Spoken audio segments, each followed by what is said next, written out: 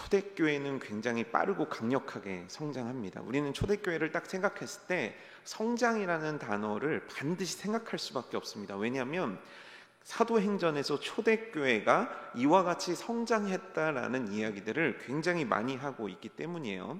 대표적으로 우리들이 알고 있는 숫자들이 좀 있습니다. 3,000명, 5,000명.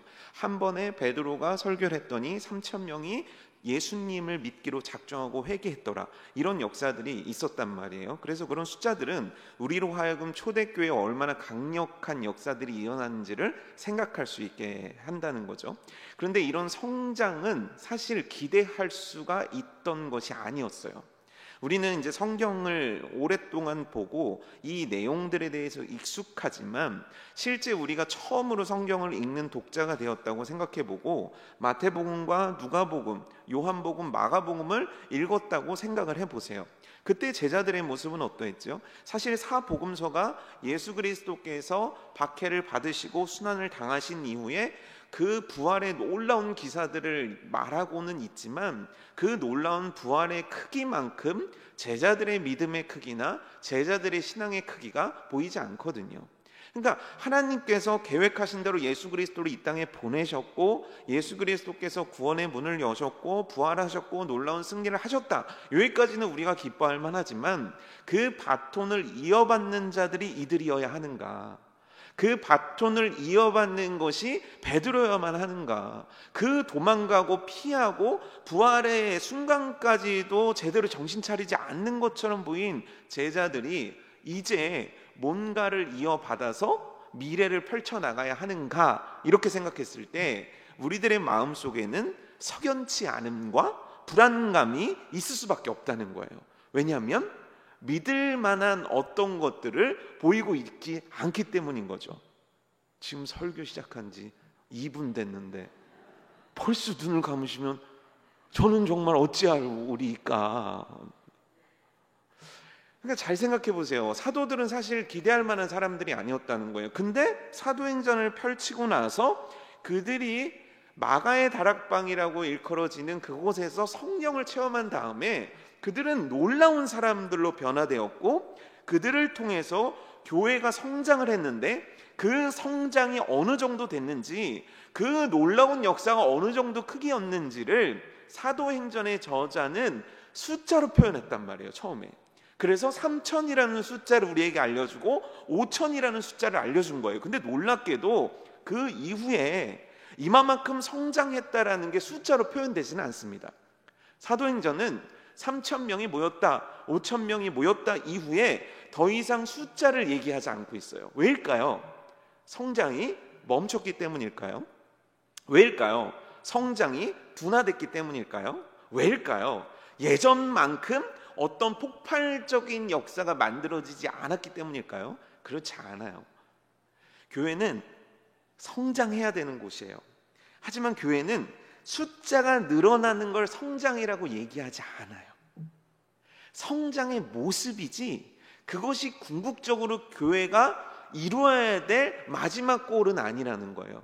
그래서 사도행전 4장 32절에서 35절 우리 잠도는데 한번 읽어볼까요? 사도행전 4장 32절에서 35절 함께 읽어볼게요. 시작.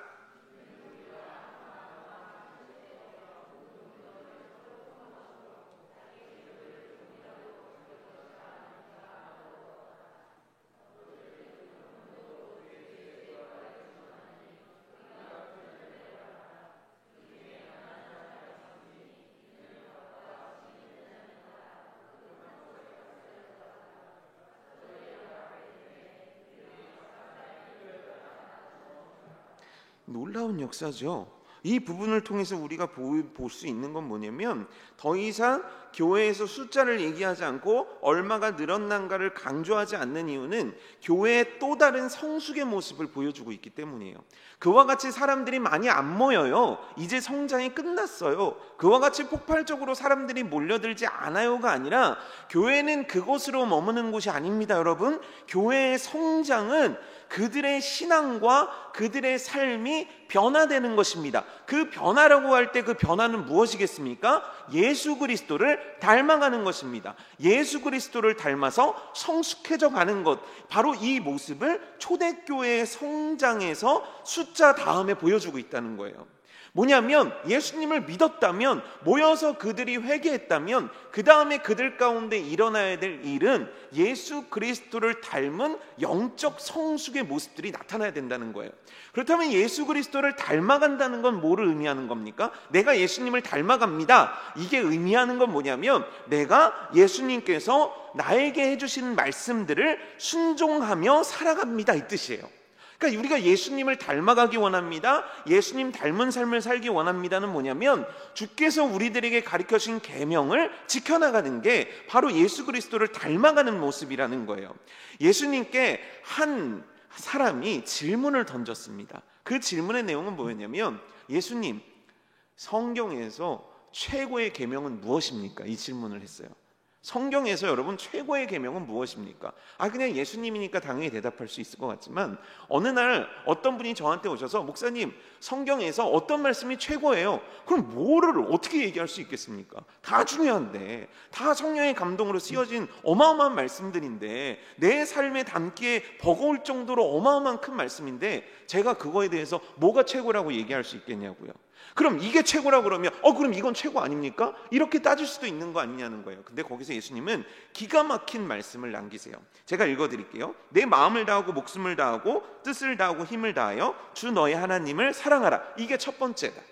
주 너의 하나님을 너의 모든 것 다해 사랑하는 건 그게 첫 번째다. 그럼 두 번째는 뭐냐면, 둘째는 이것이니 내 이웃을 내 자신과 같이 사랑하라 하신 것이라. 뭐라고요? 내 이웃을 어떻게 사랑하래요? 내 자신처럼 사랑하라는 거예요. 그런데 초대교회는 놀랍게도 초대교회의 머리가 누구죠? 예수님이잖아요. 교회의 머리가 누구죠? 예수님이잖아요. 예수님을 주인으로 삼은 초대교회 속에서는 바로 예수님이 가르쳐 주신 계명을 그들의 삶에서 실천하는 역사들이 일어났다는 거예요. 예수님께서 율법을 폐하러 오신 것이 아니라 율법을 완성하러 오셨다고 하시거든요. 저만 아는 건 아니죠? 여러분들 알고 계신 거죠? 율법을 완성하러 오신 예수님이에요. 그렇다면 그 완성된 율법을 지키며 행하며 그 완성된 모습을 보여줘야 되는 건 누구의 몫이냐면 예수 그리스도를 머리로 한 교회의 몫이라는 거예요. 그래서 초대교회는 이 모습을 보여주고 있는 거예요. 그들이 그들 스스로 움켜잡는 것이 아니라 내가 믿지 않는 사람들, 내가 교회에 있는 성도들을 사랑하기 위해서 내 가진 것도 아낌없이 내놓는, 정말 나를 사랑하듯이 내 이웃을 살아가는 모습을 교회는 보여주고 있었다라는 거예요. 그래서 이런 놀라운 모습들을 통해서 예수님 믿는 자들 3,000명이에요, 5,000명이에요, 이 말 말고 파격적인 새로운 한 단어가 등장하게 됩니다. 그건 제가 퀴즈 내드릴게요. 6장에서 발견할 수 있는 단어예요. 뭘까요? 6장에서 여러분들은 이 단어를 발견하셨어야 돼요. 뭘까요? 이렇게 그리스도로 말미암아 성숙되어가는, 예수님께서 허락하신 계명들을 준행하면서 살아가는 이들을 어떠한 지칭된 용어로 부르기 시작해요. 그게 뭘까요? 모르시겠어요? 1장에 나와 있는데, 그때에 다음에 뭐예요? 제자라고 부르기 시작했어요. 제자라고 일컫기 시작했다는 거예요. 마태복음 28장 19절 20절에서 이렇게 말씀 나옵니다. 그러므로 너희는 가서 모든 민족을 제자로 삼아 아버지와 아들과 성령의 이름으로 세례를 베풀고 내가 너희에게 분반 모든 것을 가르쳐 지키게 하라. 볼지어다 내가 세상 끝날까지 너희와 항상 함께 있으리라 하시니라. 믿는 자에서 얼마가 모였다 해서 이들은 예수 그리스도를 닮아가는 성숙의 단계를 밟아가더니 드디어 이들을 지칭하는 용어 하나가 생겼는데, 그게 바로 제자라고 이들을 지칭하기 시작했다라는 거예요. 하지만 이들이 제자라는 이름을 얻기까지의 과정은 결코 쉬운 과정이 아니었어요. 왜냐하면 교회에는 끊임없는 위기들이 함께했기 때문이에요. 그들이 열심히 복음을 전하고 그들의 영향력이 점점 커짐에 따라서 사두개인이 처음에 그들을 고발합니다. 그래서 제자들이 공회에 끌려가는 사건이 일어납니다. 하지만 외부의 박해는 견뎌냈어요. 외부의 어려움들은 이겨냈단 말이에요. 그것 때문에 교회가 위축되거나 그것 때문에 교회가 추락하진 않았단 말이에요. 그런데 아주 재미있는 사건, 아니 교회 입장에서는 정말 두려워할 만한 사건 하나가 터지게 돼요. 그 사건은 어디로부터 시작되냐면 4장 말미에 나온 한 사람으로부터 시작됩니다. 그 사람의 이름은 바나바라는 사람이었어요. 바나바 아십니까? 앞으로 해도 바나바, 뒤로 해도 바나바. 바나바라는 사람이 있었어요. 그 사람이 예수님을 믿게 된 거예요. 그리고 나서 이 사람이 하는 행동이 뭐냐면 자기가 가진 모든 밭을 팔아서 가난한 자들에게 내어놓는, 내 이웃을 내 몸과 같이 사랑하라는 예수님의 계명을 지키는 성숙됨과 제자의 모습을 보였단 말이에요. 그 모습을 통해서 자극받은 두 사람이 나옵니다. 이 두 사람의 이름은 무엇일까요? 네? 성경 퀴즈 대회 빨리 해야겠네요. 이 두 사람의 이름은 바나바의 모습을 보고 따라하려고 했다가 봉변을 당한 사람의 부부의 이름은 무엇일까요? 아나니아와 삽비라죠. 보통 삽비라와 아나니아라고는 안 하는데 또 독특하게 삽비라와 아나니아를 발박한 이유는 뭐였을까요? 그들이 성령에 충만했기 때문이에요. 성령에 충만했다는 뜻은 뭐냐면 성령께서 이끄시는 대로 즉각적으로 순종할 수 있는 모습이 있었다라는 거예요. 그래서 1장부터 4장까지는요 전부가 그 내용이에요. 성령께서 이끌어 가시고 성령께서 충만케 하시고 성령께서 변화시킨 예의가 쭉 이어지는데 갑자기 5장 아나니아와 삽비라 사건이 터지는데 이게 충격적일 수밖에 없는 이유는 뭐냐면 처음으로 성령을 반하는 사건이 일어나는 거예요. 성령님을 따르던 교회의 모습에서 성령님을 따르지 않고 내 뜻을 따르고 내 욕망을 따르고 내 욕심을 따르는 최초의 사건이 터지게 된 거예요. 지금까지 잘 나가던 교회는 이제 성령을 반하는, 성령을 거역하는, 성령의 뜻에 더 이상 순종하지 않는 모습을 보이게 됐다라는 거예요. 그래서 이 장면은 너무너무 충격적인 장면인 거예요. 두 번째 이게 충격적인 모습은 뭐냐면 이 사건을 접했을 성도들이 어떤 영향을 받았겠냐는 거죠. 내가 잘못했더니 죽어. 이거는 어떠한 경외감이 아니라 나에게 일방적인 두려움을 줄 수밖에 없는 사건이었다는 거죠. 하나님께서 우리들에게 주시는 마음은 두려움이 아니라 그랬잖아요. 근데 그냥 두려움이 몰려들면서 이들은 그 다음에 어떻게 돼야 되냐면 믿는다는 것, 신앙생활이라는 것 자체에 대한 공포와 인간적인 두려움을 느낄 수밖에 없다는 거예요. 세 번째 충격은 뭐냐면 이거 진짜 문제인데 아나니아와 삽비라는 그래도 교회 공동체에서 꽤나 열심히 있던 사람으로 추정해 볼 수 있다는 거죠. 그냥 예를 들어서 교회 처음 온 사람이 바나바를 보고 나도 전 재산을 팔아야겠어 이러지는 않는다는 거예요. 그렇다면 이 아나니아와 삽비라가 바나바가 부러워서 그 일을 했다라는 건 뭐냐면 이 부부가 교회 중심부에서 일하던 사람들, 교회 중심부에서 함께 모이던 사람들이라고 충분히 생각해 볼 수 있다라는 거예요. 쉽게 얘기하면 재직이 중직이 성령을 반해서 죽은 거예요. 이런 사건이 일어난 거예요. 그렇다면 이 사건이 주는 의미는 뭐냐면 우리 정말 제대로 가고 있는 거 맞나? 그냥 맹목적으로 과열된 어떤 열광적인 신앙을 따라가고 있는 거 아닌가? 우리 정말 성령님의 가르침과 그 교훈에 따라서 살아가는 자들 맞나?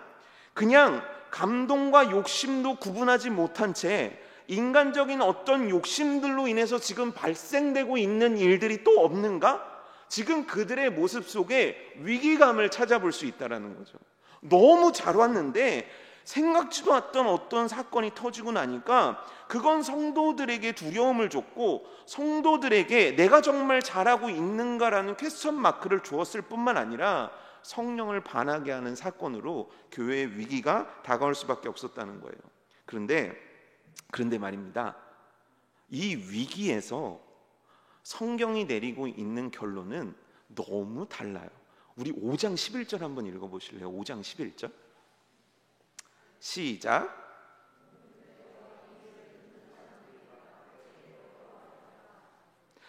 온 교회와 이 일을 듣는 사람들이 다 크게 두려워했대요.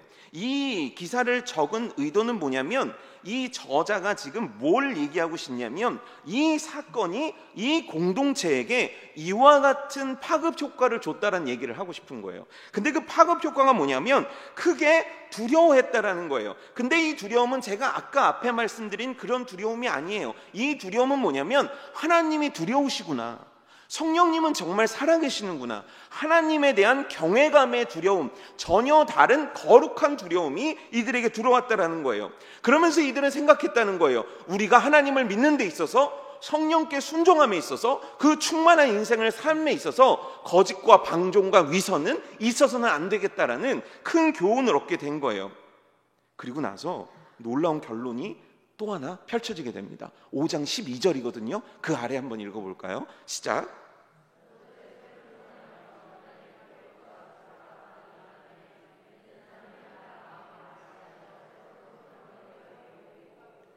11장 11절까지의 스토리는 성령을 반하여 벌받은 사람의 얘기예요.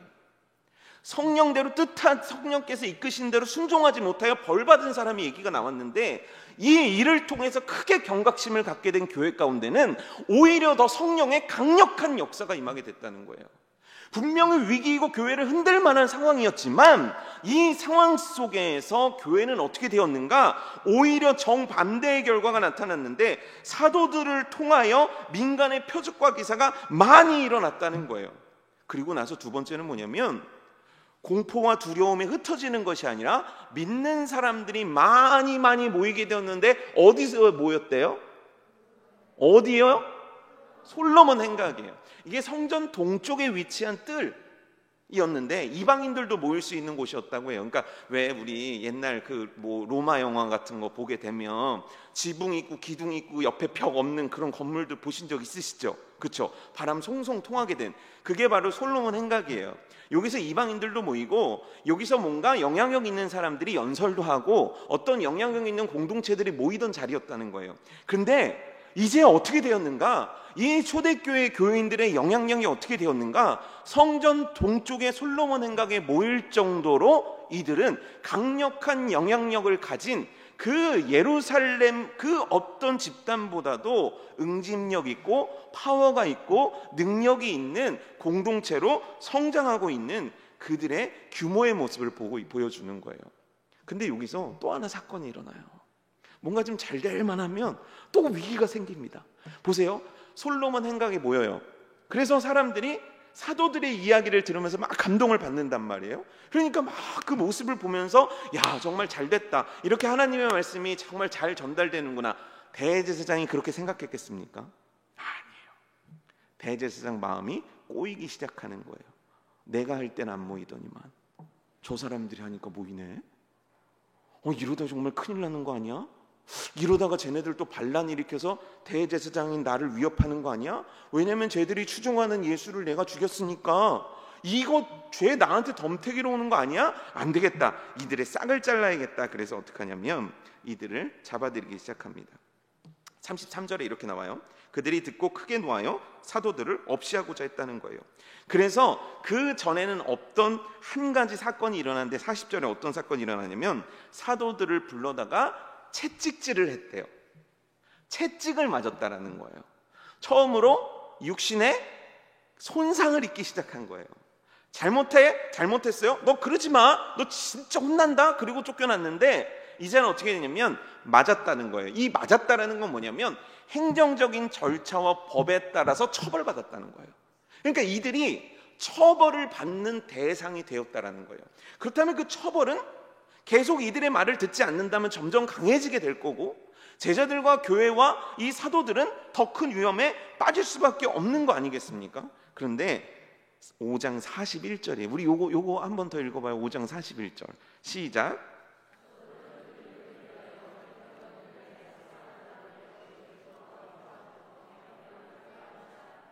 어떻게 됐어요? 엔딩이 좋게 끝났어요? 나쁘게 끝났어요? 좋게 끝났습니까? 나쁘게 끝났습니까? 대제사장이 박해를 하고 채찍질을 가했는데 엔딩이 좋게 끝났습니까? 나쁘게 끝났습니까?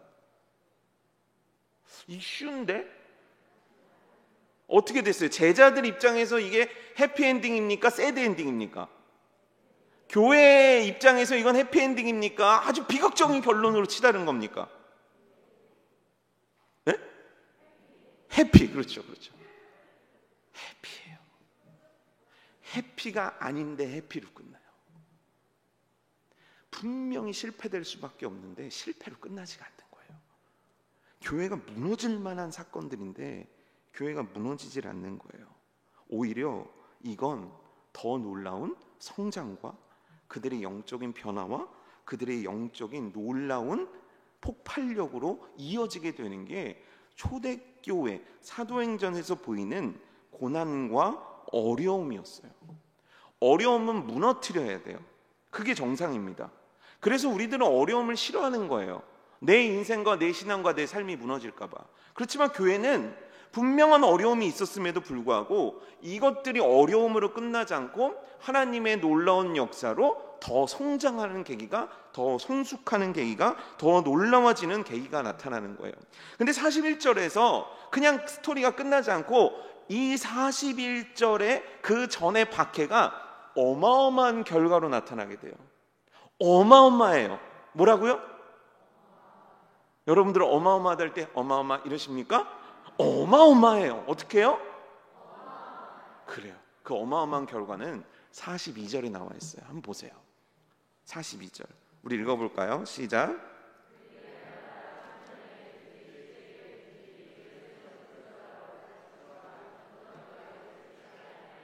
이들의 모임은 솔로몬 행각에서 모이는 대규모 모임들이었어요. 몇천 명들이 모이는 모임이었어요. 근데 그 모임에서 이들의 나타난 새로운 모임들이 나타나기 시작한 게 뭐냐면 예수님을 성전에 솔로몬 행각에서도 여전히 모이고 있지만 이 모임이 어디로까지 이어지게 되는 거예요?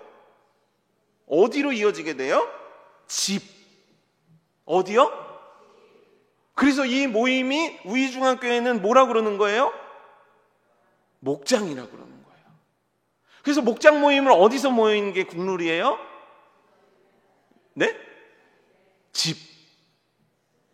목장 모임은 집에서 하는 게 국룰입니다. 구역 예배는 어디서 드려오셨어요? 집이요. 어디요? 이거 부인하실 분 안 계실걸요. 근데 요즘 나이가 들어가고 이것저것 귀찮아지니까 어디서 모이세요? 교회. 아주 오늘 들어갈 데가 없더라고요. 그리고 이제 점점점 귀찮아지니까 교회도 많아지니까 또 어디서 모이기 시작해요?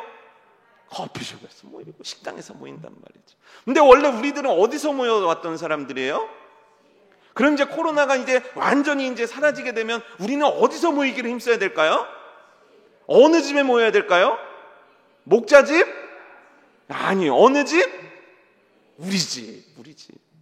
우리 집에 와서 기도하고 우리 집에서 초청하고 우리 집에서 말씀 나누고 이게 갑자기 어떤 교회에서 만든 게 아니라 그 고난과 그 어려움들을 뚫고 성장한 교회가 택한 귀중한 모델이 되었다는 거예요. 근데 그 집에서 왜 집에서 모였는가? 그 이유는 뭐냐면 예수 그리스도라고 가르치기와 전도하기를 위해서 그렇게 모이기에 힘썼다는 거예요. 자, 다시 정리해요. 그리스도를 믿게 된 이들에게 그리스도께서 주신 계명을 따라야 되겠다는 생각이 든 거예요. 그래서 그 계명을 따랐어요. 그리고 그 말씀을 준행하며 살았어요. 그리고 나서 그들에겐 여러 가지 어려움들도 있었지만 성령의 역사로 그들의 성장과 그들이 예수님을 닮아가는 모습과 그들의 제자된 모습들은 계속 만들어져 갔어요. 그리고 마지막에 드디어 이들은 가르침을 받기 시작했다는 거예요. 말씀을 배우기 시작했다는 거예요. 그리고 나서 6장 1절에 이들을 지칭하는 말이 나왔는데 그게 뭐라고요? 제자예요. 제자. 그리스도의 가르침을 받고 그 가르침에 순종하며 그 뜻대로 살아가는 자들의 무리들이 점점 더 많아지고 있던 상황이 오늘 우리가 읽은 6장 1절의 상황이었어요. 6장 1절을 쫙 보자고요. 그때 제자가 더 많아졌는 뭐예요? 그 다음에 뭐라고 나와 있어요? 끝자가? 그런데 여기서 왜 그런데가 나온 거예요?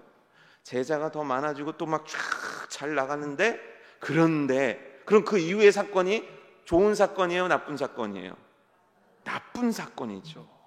여러분 이렇게 성경을 보면 참 재미있습니다. 그런데 과연 어떤 사건이 일어났을까요? 그런데 일어난 사건은 아주 민감한 주제의 사건이 등장합니다. 돈에 관련된 사건이 일어난 거예요. 초대교회는 헌금을 많이 했습니다. 성도들이. 바나바 같은 사람이 바나바만 있었던 게 아니었어요. 그들 중에 가난한 자가 없었다라고 얘기한 걸로 봐서는 어마어마하게 성도들이 자신의 물질을 가난한 이웃과 교회 공동체를 위해서, 주를 위해서 쓰는데 아끼지 않았던 게 초대교회의 굉장히 강력한 특징이란 말이에요. 그러니 이들에게는 헌금이 많았는데 그 헌금을 가지고 주되게 쓴 일이 하나 있었는데 그 일에서 문제가 생긴 거예요. 그 문제가 뭡니까? 1절 하반절에 이렇게 나와요. 뭐라고 나오죠? 헬라파 유대인들이 자기의 과부들이 매일의 구제에 빠짐으로 히브리파 사람을 원망하니, 여기서 매일의 구제에 빠짐으로는 퐁당 빠졌다 이 의미가 아니에요. 그럼 무슨 의미일까요? 제외됐다라는 의미예요. 제외됐다라는 거예요. 매일의 구제에서 제외됐대요. 누가 제외된 거예요? 어떤 사람들이 제외된 겁니까? 히브리파예요? 헬라파예요? 헬라파요. 헬라파 사람들이 구제에서 제외됐다. 이 얘기는 뭐냐면 헬라파 사람들이 그 과부들이 가난하고 어려운 자들에게 주는 어떠한 것을 유대파 사람들은 받았는데 헬라파 사람들은 못 받았다는 거예요. 여러분, 제가 여기서 여러분들에게 치킨 한 마리를 다 줬어요.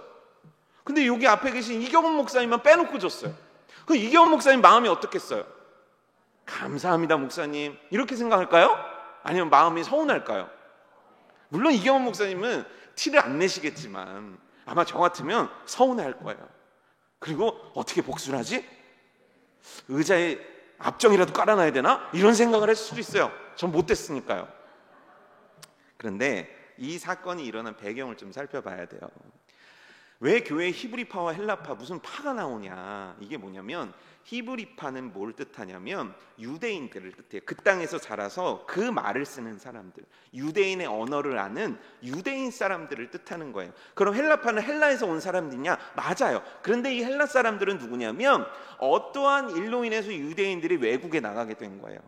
어떠한 일이라는 건 내가 좀 잘 살아봐야지, 유학 가야지, 이런 일들은 아니었어요. 포로로 잡혀가거나 노예로 끌려가거나 좀 그렇게 행복하거나 좋지 않은 사건들로 인해서 이들은 외국에 끌려가게 되고 어떠한 사연들에 의해서 이들이 다시 돌아오게 된 거예요. 그러니까 지금 이들은 똑같은 유대인들이에요. 똑같은 유대인이고 똑같이 가난하고 어려운 자들이에요.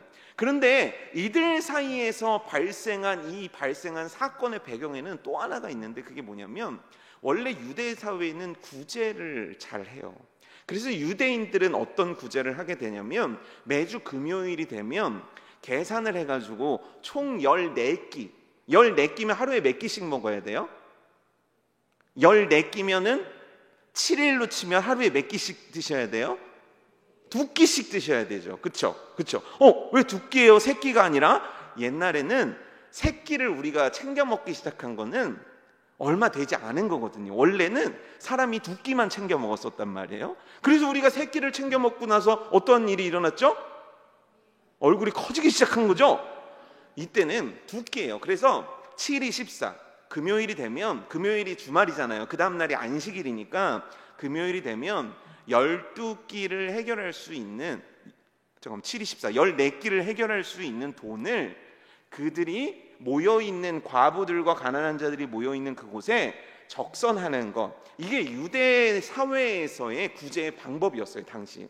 아니면 떠돌아다니는 자들에게는 이렇게, 옛날에 그런 분 보셨죠? 이렇게 바가지 받고 이렇게 음식 받으러 다니시는 분 경험해 보셨죠? 그렇게 갖고 오면 거기다가 음식을 주는 게 유대 사회의 구제 방법이었어요. 근데 지금 헬라파와 유대파의 과부들이 자신들이, 특히 헬라파가 이 밥을 구제하는 어떤 것들을 받지 못한 것 때문에 원망하게 된 사건의 배경은 뭐가 있냐면 이들이 예수 그리스도를 믿기 시작하면서 이들은 출교를 당하게 된 거예요. 왜냐하면 예수님 당시에 결정을 하잖아요. 누구든지 예수님을 믿는 자는 출교하기로 결정하였다. 그래서 그 소경의 부모도 예수님의 존재를 인정하지 못하는 거잖아요. 성경에 보면 이 당시에 출교를 당하게 되면 그들이 받을 수 있었던 모든 복지에서 제외가 되었다는 거예요. 그래서 이 일을 초대교회가 하기 시작해서 초대교회는 어떻게 했냐면 하루에 2번 매일매일 가난한 과부들에게 음식을 나눠주는 일을 한 거예요. 유대 사회에서 받지 못한 복지를 이들이 행하게 된 거예요. 그래서 하루 2번씩 음식을 주는데 여기서 문제가 생긴 거예요. 헬라인들은 못 받는 거예요. 헬라파 유대인들은 못 받는 거예요. 그럼 누구는 받냐? 유대파만 받는 거예요. 그럼 여러분, 예를 들어서 처음 그런 일이 일어났어요. 그럼 헬라파가 원성이 났을까요? 안 났을까요? 물론 저라면 원성이 났겠지만 이 당시의 교회는 매우 성숙했기 때문에 그렇게 원망되는 일들이 한순간에 1번 그랬다고 2번 그랬다고 터지진 않았을 거예요. 그럼 이 원망은 왜 터졌는가? 골문 거예요. 쌓인 거예요. 세상에서 제일 무서운 사람이잖아요. 화 안 난 것 같은데 갑자기 어느 날 부르더니 2017년 6월 4일 얘기부터 하는 사람들, 나는 기억도 못하는데 지금 그렇게 골마서 터지게 된 거죠. 근데 이 문제가 간단하지가 않아요. 왜냐하면 돈이잖아요. 돈이에요. 지금 뭐냐면 생존에 직결된 문제예요. 그러니까 사람들은 더 민감하게 반응할 수밖에 없어요. 두 번째는 뭐냐면 지금 결국 소외된 자들은 누구냐면 헬라파 유대인들이에요. 근데 이들은요 이방 지역에 살면서 소외당하고 살았던 사람들이에요. 왜냐하면 이방 나라에서도 이방인인 거예요. 그렇다면 고국으로 돌아와서는 따뜻한 어머니 품, 아버지 품이 안긴 것 같은 느낌을 받아야 되는데 심지어 교회조차도 이들을 이방인 취급하면서 따돌리고 있었다는 거예요. 그러니까 이들이 받아야 될 상처가 얼마나 크냐는 거예요. 하지만 헬라파 유대인들만 상처를 받는 게 아니에요. 아니 내가 주는 사람이냐고. 아니 내가 뭘 어떻게 했냐고. 욕은 유대파만 먹고 있는 거예요. 과부들만. 자기네들은 그냥 밥을 얻어먹은 것밖에 없는데.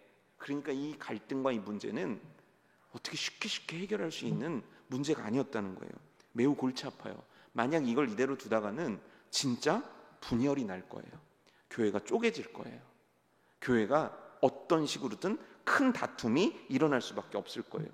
근데 이 장면이 굉장히 민감할 수밖에 없는 게 교회는 지금까지 어떤 위기 앞에서 한 가지의 공통된 행동을 보여줬어요. 사도들이 끌려가든 아나니아와 삽비라가 그런 일이 일어나든 매를 맞고 오든 교회가 유지했던 한 모습은 뭐냐면 언제나 하나됨을 유지했다고요. 예수 그리스도를 머리로 해서 그들의 하나됨이 깨진 적은 없었다고요. 근데 지금 이게 깨지려고 하는 거예요. 교회 입장에선 너무너무 크고 심각한 문제가 발생한 거예요. 그렇다면 이 문제를 해결해야 합니다. 이 문제를 해결할 수 있는 사람은 누구일까요? 사도들이 나섭니다. 사도들이 질문을 던집니다. 무슨 질문을 던지냐면 도대체 우리는 무엇해야 하는가? 더 정확히 얘기하면 도대체 우리는 무엇을 했어야 했는가? 너네가 잘못해서 그래. 헬라파 너네들 너무한 거 아니야? 유대파 너네들 너네만 너무 알고 있는 거 아니야? 이런 식으로 문제를 접근하는 게 아니라 이 사도들의 문제 접근 방식은 뭐냐면 나에게 내가 뭔가 잘못하고 있던 건 없었는가라는 자기 성찰, 자기 반성으로 들어가기 시작하면서 하나님 앞에서 자신을 바라보기 시작했다는 거예요. 그래서 잘못한 거를 잡아낸 거예요. 그 잘못한 것이 뭐냐면 우리가 전념하지 못했다라는 거예요. 무엇에 전념하지 못한 겁니까? 이들이 전념했었어야 하는 일이 있었어요. 그건 뭐죠? 사도들이 전념한 거. 그러니까 사도들이 마음과 뜻을 다해서 온 시간과 열정과 노력을 다 쏟아부었어야 되는 일이 있었어요. 그게 뭡니까? 전도하고 말씀 전하는 거였어요. 그런데 이 사도들이 그 일에 전념하지 못하고 애를 쓰고 수고했던 일이 나오는데 그게 뭐냐면 성경에서 접대를 일삼았다, 공궤를 일삼았다. 뭐냐면 그 구제하는 일, 밥을 나눠주는 일을 했다는 거예요. 근데 그걸 어떻게 했는가? 이 공궤를 일삼았다는 말씀 속에 그 쭉 따라오면 어떤 표현이 있냐면 공궤를 일삼는 잠시만요. 접대를 일삼는다, 공궤를 일삼는다는 요 단어 뜻 안에는 어떤 뜻이 포함되어 있냐면 먼지가 일어날 만큼 분주히 움직이다는 뜻을 갖고 있는 거예요.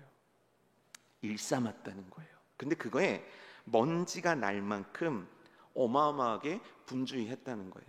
내가 해야 될 일이 있었는데, 주께서 나에게 시킨 일이 있었는데, 주께서 나에게 이 직분을 맡겨서 이 일을 하라고 하셨는데 내가 다른 일에 분주히 해서, 다른 일에 치우쳐서 결국 하나님께서 나에게 하라신 일들을 내가 놓치고 말았구나. 이 반성이 그들에게 일어나기 시작한 거예요. 뼈아픈 반성이에요. 쉬운 반성이 아닙니다. 하지만 말씀 앞에서 이들 스스로를 본 거예요. 그리고 나서 대책을 세웁니다. 그 대책이 뭡니까? 형제들아, 3절이죠. 너희 가운데 성령과 지혜가 충만하여 칭찬받는 사람 7을 택하라. 이게 그냥 읽으니까 7 집사를 세우라고 했나 보다라고 이해할 수 있잖아요. 근데 다시 보세요. 너희 가운데 성령과 지혜가 충만하여 칭찬받는 사람 7을 뭐라고 나와 있어요? 그 다음에 뭐라고 나와 있어요? 택하라. 누가 택해야 되는 거예요? 사도들이 택해야 되는 거예요? 아니요, 형제들이 택해야 되는 거예요. 잘못 세우면 큰일 나요. 잘못하다간 큰일 나는 거예요. 이때도 그렇고 지금도 그렇고 이런 문제는 너무 민감해요. 그동안 그렇게 성령에 충만하고 영적인 충만했던 사도들이 해도 문제를 만들었던 거예요. 그런데 지금 그 일을 맡기고 있는 거예요. 누구에게 맡기는 걸까요? 형제들에게 맡기는 걸까요? 아니에요. 보일 때는 형제들에게 맡긴 것 같지만 궁극적으로 지금 사도들은 이 모든 일들을 하나님께 의탁드리고 있는 거예요. 왜요? 성령께서 주관하시고 성령께서 이끌어 가심을 믿고 있는 자들이기 때문인 거죠. 예전에 성경 구약 성경에 보면 이와 비슷한 사건이 나옵니다. 모세가 너무 피곤해요. 왜 피곤할까요? 무슨 문제만 생기면 다 모세한테 오는 거예요. 그래서 모세의 장인 이드로가 무슨 얘기를 하냐면, 모세야, 너 이렇게 하면 안 된다. 사람을 세워야 된다. 그래서 10부장, 100부장 이런 부장들의 제도가 나오기 시작한단 말이에요. 이건 지금 집사들을 세워야 되는 건 어떤 행정적으로 필요해서 교회가 실제적인 어떤 일을 위해서 사람들을 세우는구나, 행정적인 어떤 처리를 하는구나라고 우리 생각할 수 있어요. 하지만 아니에요. 이게 하나님께서 일하고 계신 거예요. 뭐냐면 내가 예수님을 믿고 그의 제자가 되고, 그렇다면 하나님께서는 내 안에서 나를 살려내시고 고치시고 키우신 다음에 하신 일이 있어요. 세우는 일이에요. 리더로 세우는 거예요. 그래서 7 집사들은 정말 행정적인 일만 했던 사람들이라면 이들의 행정적인 일을 잘했다로 끝나야 돼요. 근데 놀랍게도 7 집사들은 그 다음에 교회의 역사를 이어가는 자들이 돼요. 스테반 같은 사람, 빌립 집사 같은 사람. 지금 하나님께서는 이 위기를 통해서 사람들을 세우고 계신 거예요. 제자로 만든 그들을 하나님의 사명자, 사역자들로 세워가고 계신 거예요. 그런데 그 조건이 매우 독특합니다. 이 일을 잘할 수 있는 사람, 그럼 조건이 뭐겠어요? 지금 헬라파에서 이 문제가 생기니까 그렇다면 어떤 사람을 뽑아야겠어요? 기본적으로 헬라어에 능통한 사람, 그러면서 돈 관리를 잘하는 사람, 또는 어떤 큰 정부나 기관에서 일해봤던 사람, 경력자 우대합니다. 외국어 능력자 우대합니다. 헬라어 토익 900점 이상 우대합니다. 이게 조건이 돼야 된다는 거예요. 근데 말씀 속에서 검 조건은 딱 하나예요. 믿음과 성령이 충만한 사람. 믿음과 성령이 충만한 사람. 왜일까요? 왜 교회는 이 위기의 상황에서 능력 가진 사람이 아니라 믿음과 성령이 충만한 사람들을 뽑고자 했냐는 거예요. 왠지 아십니까? 5달란트 받고 2달란트 받은 자는 바로 나가서 행한 자들이에요. 뭐냐면 그리스도의 일꾼 되는 자, 하나님이 세우는 자는 순종하는 자여야 하기 때문이에요.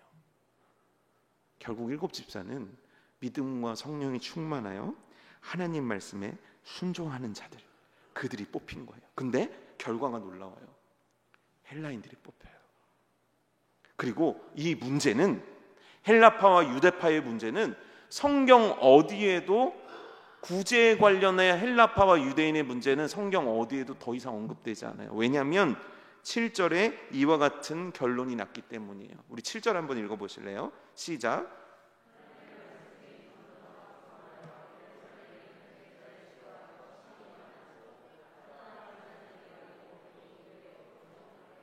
하나님의 말씀이 점점 왕성하여졌다. 우리가 아까 말했듯 가르치는 그 모임들, 집에서 모인 그 모임들이 점점점 많아지기 시작했다. 그러면서 제자의 수가 점점점 더 많아지기 시작했다. 뿐만 아니라 저들은 절대 안 된다고 생각했던 허다한 제사장들까지도 예수 그리스도의 복음 앞에 굴복하는 자들이 되었다로 결론이 맺어지는 거예요. 여러분, 초대교회 역사는 부흥의 역사가 아니에요. 초대교회 역사는 위기의 역사예요. 수많은 위기와 수많은 어려움들이 초대교회를 괴롭게 해요. 이 위기와 어려움들은 6장으로 끝나지 않아요. 7장에 되면 스데반 집사가 죽게 되고 온 무리들이 뿔뿔이 흩어지는 결과로 나타나게 되고 이들에겐 충격적인 일들이 계속 일어납니다. 하지만 여기 계신 그 누구도 초대교회가 실패했다라고 생각하는 분은 단 한 분도 안 계십니다. 왜일까요? 이와 같이 위기는 역사로 만들어졌기 때문이에요. 위기가 역사로 만들어지는 일은 없습니다. 위기는 실패로 이어질 확률이 높기 때문이에요. 근데 초대교회의 역사는, 그 어려움은, 그 고난은 하나님이 일하시는 창구가 되어 결국에는 이들을 살려내고요, 결국 이들을 통한 하나님의 뜻을 이루어내시고요, 결국 하나님께서 말씀하셨던 그 말씀들이 이들을 통해 이루어졌다라는 거예요. 말씀을 준비하면서 그래서 교회가 어떤 결정을 했더라, 제자들은 어떤 행동을 했더라, 성도들은 어떤 모습을 보였더라, 그래서 이들을 통해서 받아야 되는 교훈이 무엇일까, 사실 이렇게 말씀을 준비하고 싶었어요. 그런데 말씀을 다시 한번 묵상하면서 살펴보는데 갑자기 한 가지 질문이 제 머리를 강하게 쳤어요. 왜, 어째서 이 위기의 파도 앞에서 그들은 비상할 수 있었는가? 어떻게 위기를 견뎌내서 기회로 만들었는가가 아니에요.